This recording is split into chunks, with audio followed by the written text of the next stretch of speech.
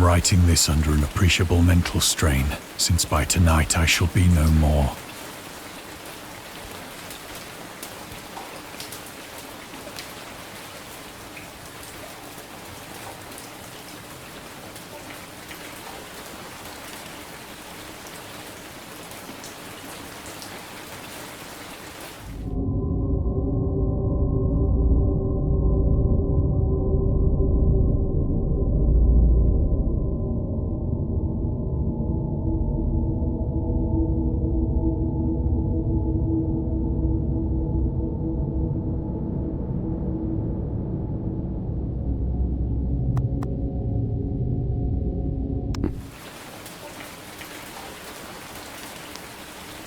Penniless, and at the end of my supply of the drug which alone makes life endurable, I can bear the torture no longer, and shall cast myself from this garret window into the squalid street below.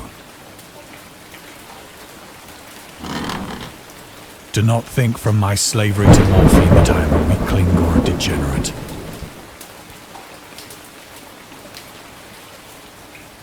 When you have read these hastily scrawled pages, you may guess, though never fully realize, why it is that I must have forgetfulness or death.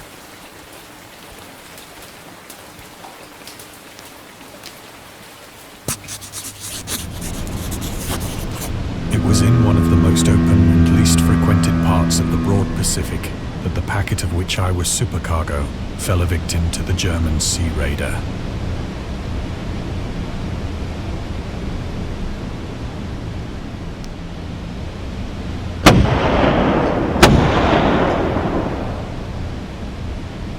The Great War was then at its very beginning, and the ocean forces of the Hun had not completely sunk to their later degradation. So that our vessel was made a legitimate prize, whilst we of her crew were treated with all the fairness and consideration due us as naval prisoners.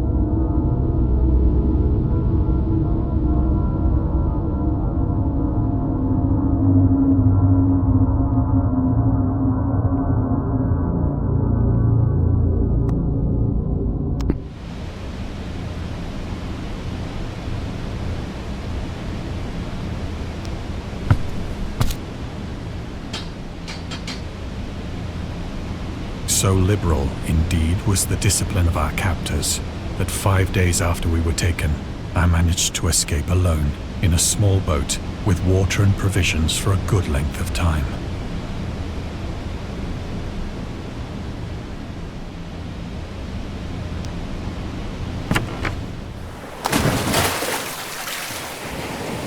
When I finally found myself adrift and free, I had but little idea of my surroundings.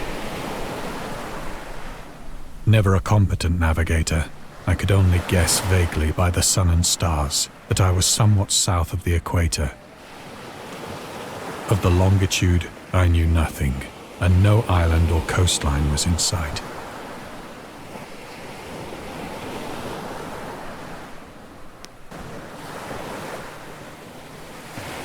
The weather kept fair, and for uncounted days I drifted aimlessly beneath the scorching sun, waiting either for some passing ship or to be cast on the shores of some habitable land.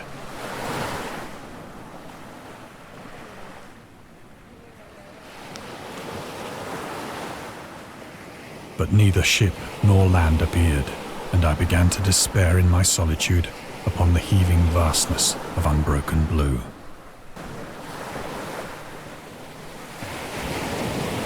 The change happened whilst I slept. Its details I shall never know, for my slumber, though troubled and dream-infested, was continuous.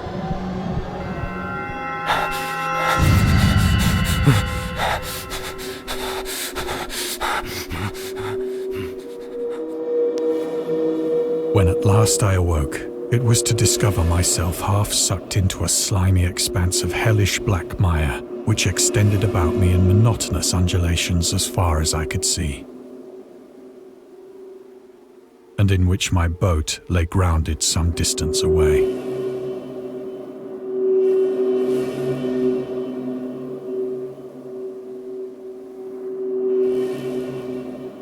Though one might well imagine that my first sensation would be of wonder at so prodigious and unexpected a transformation of scenery, I was in reality more horrified than astonished. For there was in the air and in the rotting soil a sinister quality which chilled me to the very core. The region was putrid with the carcasses of decaying fish and of other less describable things which I saw protruding from the nasty mud of the unending plain. Perhaps I should not hope to convey in mere words the unutterable hideousness that can dwell in absolute silence and barren immensity. There was nothing within hearing and nothing in sight save a vast reach of black slime, yet the very completeness of the stillness and the homogeneity of the landscape oppressed me with a nauseating fear.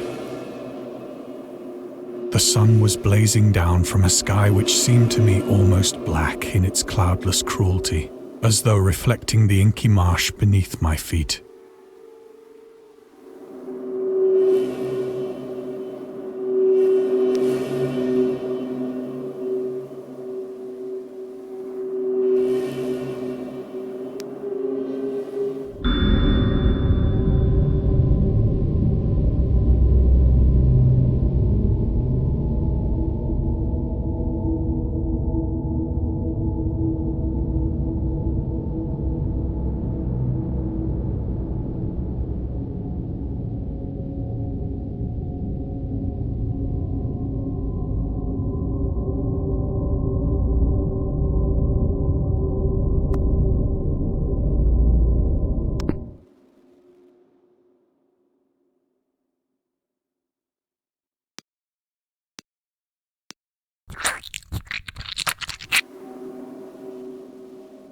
As I crawled into the stranded boat, I realized that only one theory could explain my position.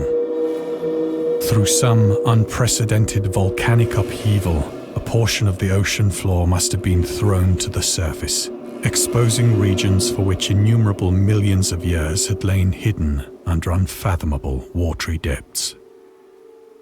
So great was the extent of the new land which had risen beneath me that I could not detect the faintest noise of the surging ocean, straining my ears as I might.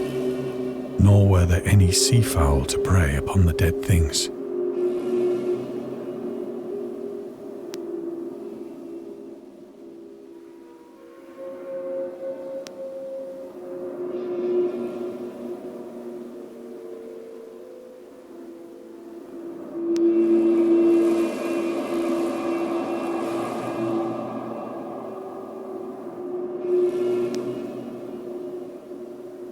For several hours I sat thinking or brooding in the boat, which lay upon its side and afforded a slight shade as the sun moved across the heavens.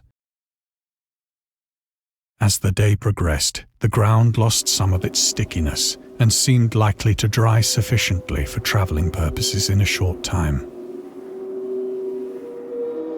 That night I slept but little, and the next day I made for myself a pack containing food and water, preparatory to an overland journey in search of the vanished sea and possible rescue.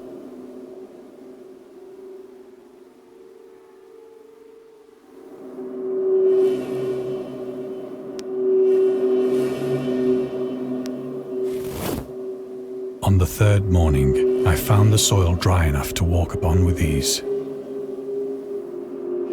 The odor of the fish was maddening, but I was too much concerned with graver things to mind so slight an evil, and set out boldly for an unknown goal.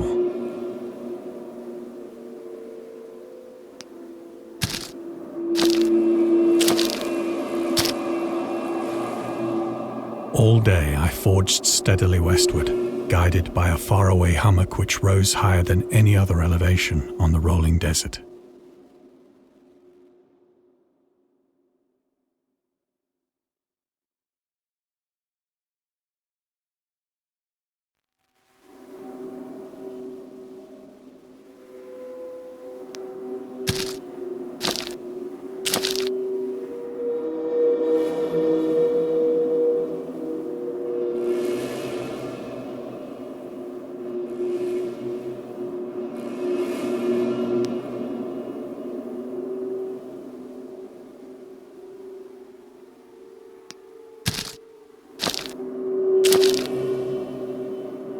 That night, I encamped, and on the following day still travelled toward the hummock, though that object seemed scarcely nearer than when I had first espied it.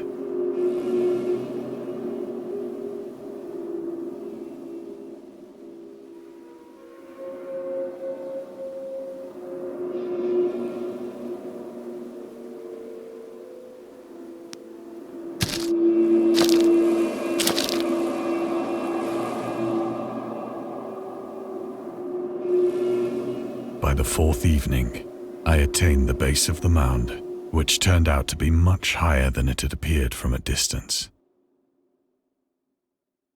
An intervening valley setting it out in sharper relief from the general surface.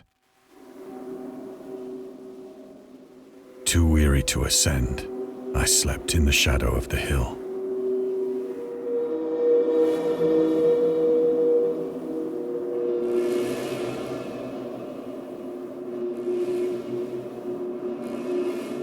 I know not why my dreams were so wild that night. But ere the waning and fantastically gibbous moon had risen far above the eastern plain, I was awake in a cold perspiration, determined to sleep no more.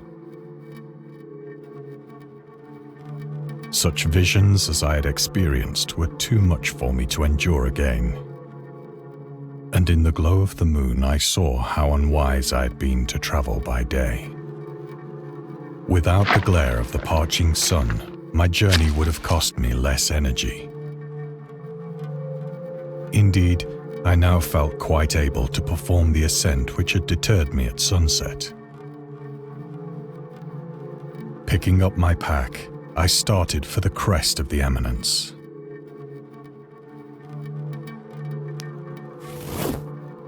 I have said that the unbroken monotony of the rolling plain was a source of vague horror to me. But I think my horror was greater when I gained the summit of the mound and looked down the other side into an immeasurable pit or cavern, whose black recesses the moon had not yet soared high enough to illumine. I felt myself on the edge of the world,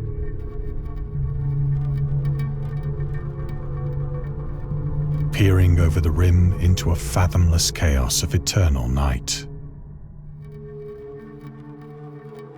Through my terror ran curious reminiscences of Paradise Lost, and of Satan's hideous climb through the unfashioned realms of darkness. As the moon climbed higher in the sky, I began to see that the slopes of the valley were not quite so perpendicular as I had imagined.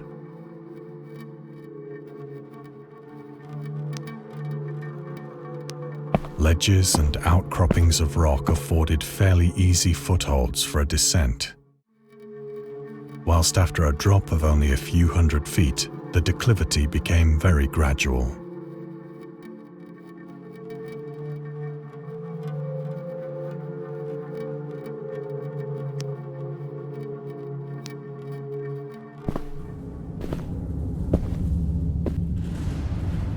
Urged on by an impulse which I cannot definitely analyze, I scrambled with difficulty down the rocks and stood on the gentler slope beneath, gazing into the Stygian deeps where no light had yet penetrated. All at once, my attention was captured by a vast and singular object on the opposite slope, which rose steeply about 100 yards ahead of me. An object that gleamed whitely in the newly bestowed rays of the ascending moon.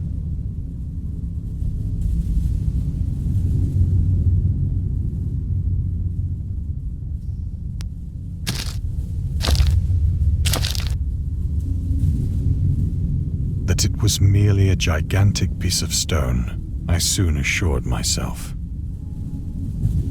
But I was conscious of a distinct impression that its contour and position were not altogether the work of nature.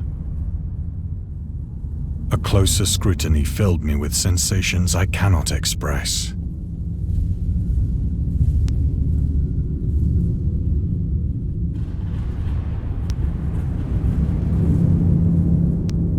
For despite its enormous magnitude and its position in an abyss which had yawned at the bottom of the sea since the world was young, I perceived beyond a doubt that the strange object was a well-shaped monolith, whose massive bulk had known the workmanship and perhaps the worship of living and thinking creatures. Dazed and frightened, yet not without a certain thrill of the scientist's or archaeologist's delight, I examined my surroundings more closely.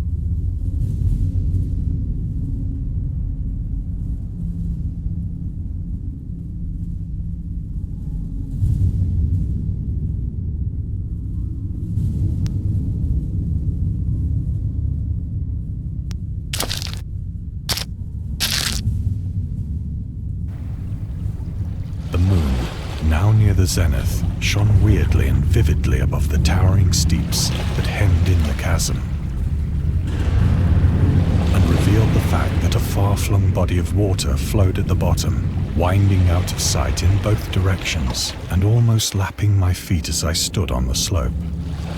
Across the chasm, the wavelets washed the base of the cyclopean monolith, on whose surface I could now trace both inscriptions and crude sculptures.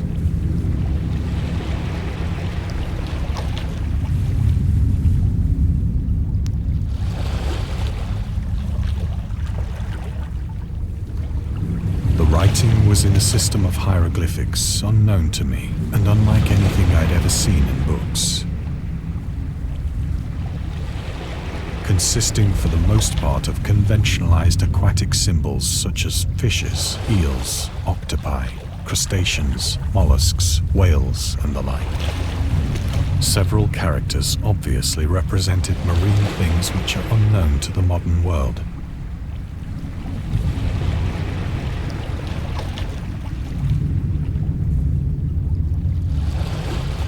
But whose decomposing forms I had observed on the ocean-risen plain. It was the pictorial carving, however, that did most to hold me spellbound.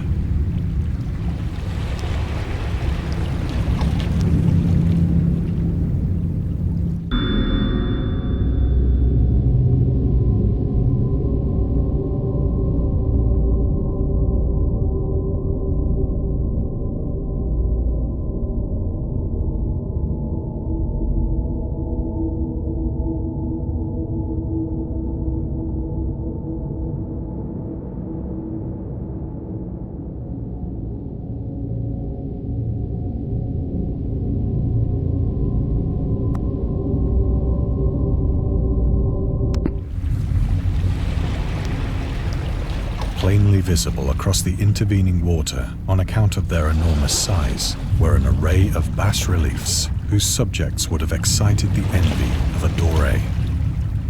I think that these things were supposed to depict men, at least a certain sort of men, though the creatures were shown disporting like fishes in the waters of some marine grotto, or paying homage at some monolithic shrine which appeared to be under the waves as well.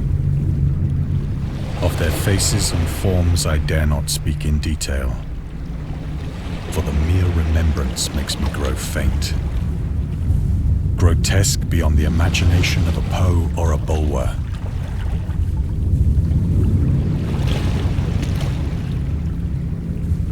They were damnably human in general outline, despite webbed hands and feet, shockingly wide and flabby lips, glassy, bulging eyes, and other features less pleasant to recall. Curiously enough, they seem to have been chiseled badly out of proportion with their scenic background. For one of the creatures was shown in the act of killing a whale, represented as but little larger than himself.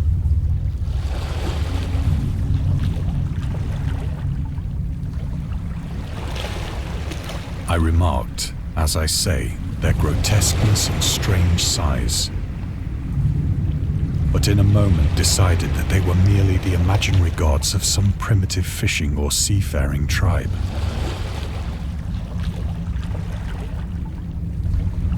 Some tribe whose last descendant had perished eras before the first ancestor of the Piltdown or Neanderthal man was born.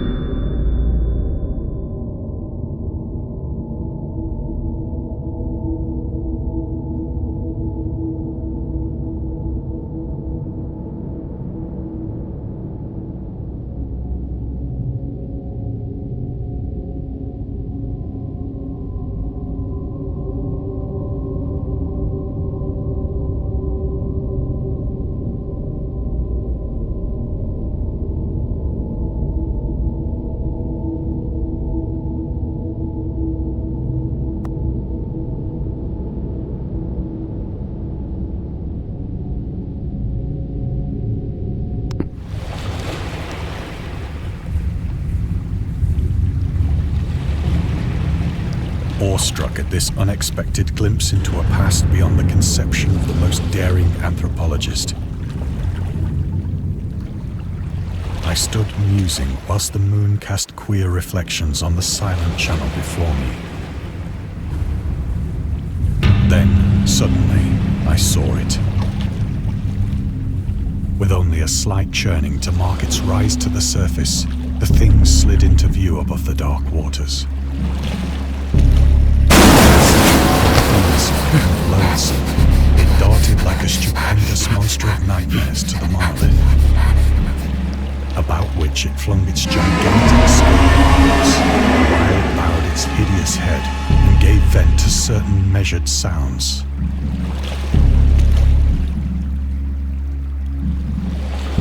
I think I went mad then.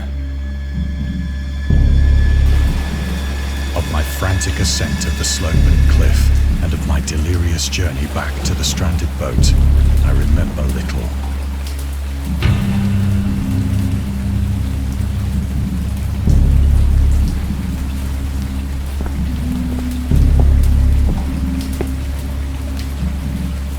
I believe I sang a great deal and laughed oddly when I was unable to sing.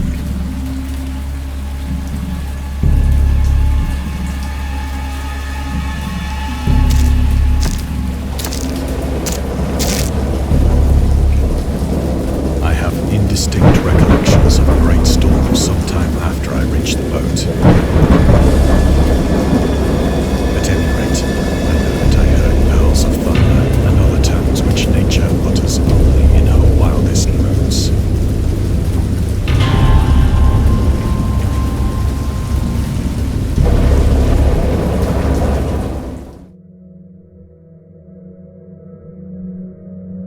When I came out of the shadows, I was in a San Francisco hospital.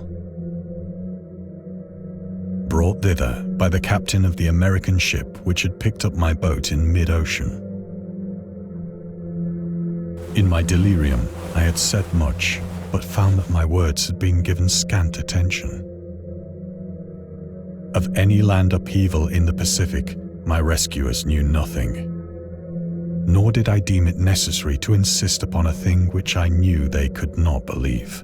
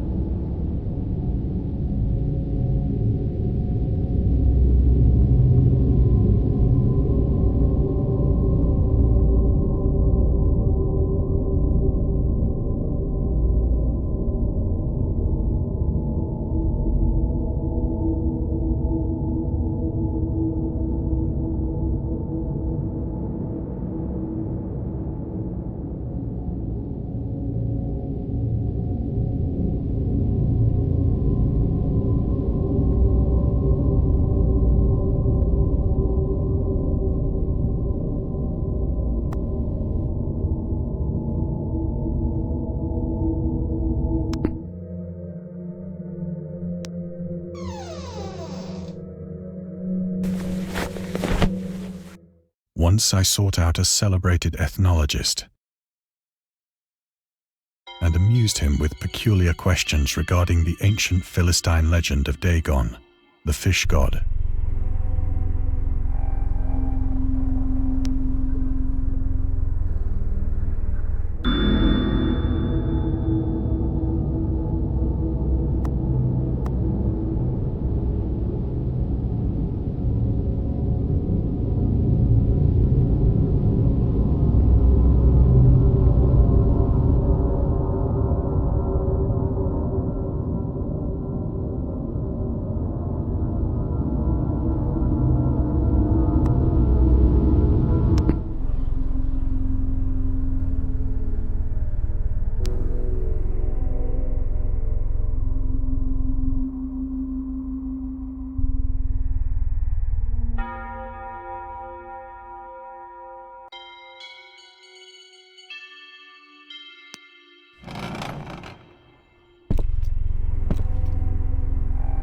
But soon perceiving that he was hopelessly conventional, I did not press my inquiries.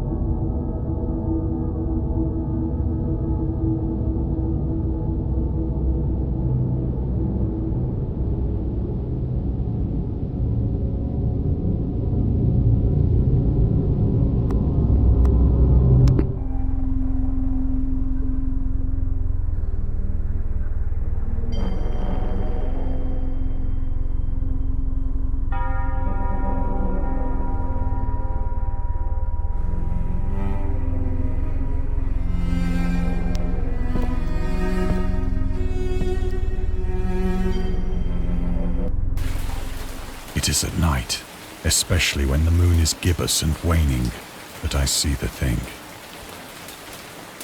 I tried morphine, but the drug has given only transient surcease and has drawn me into its clutches as a hopeless slave. So now I am to end it all, having written a full account for the information or the contemptuous amusement of my fellow men.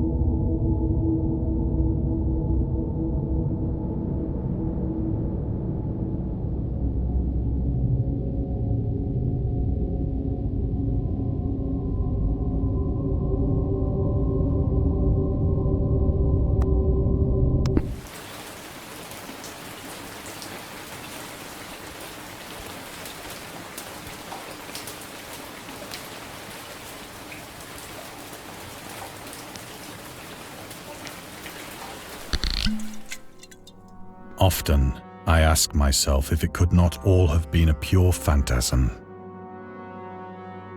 A mere freak of fever as I lay sun-stricken and raving in the open boat after my escape from the German man-of-war. This I ask myself, but ever does there come before me a hideously vivid vision in reply. I cannot think of the deep sea without shuddering at the nameless things that may at this very moment be crawling and floundering on its slimy bed, worshipping their ancient stone idols and carving their own detestable likenesses on submarine obelisks of water-soaked granite. I dream of a day when they may rise above the billows to drag down into their reeking talons the remnants of puny, war-exhausted mankind. Of a day when the land shall sink and the dark ocean shall ascend amidst universal pandemonium.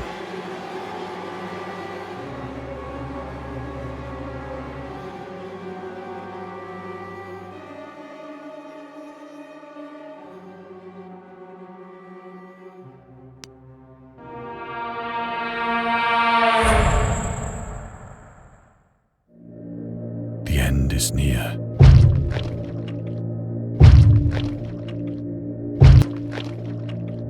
I hear a noise at the door, as of some immense slippery body lumbering against it.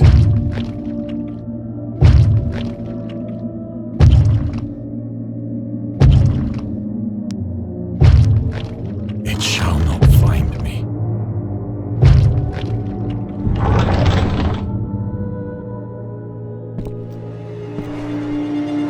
God, that hand!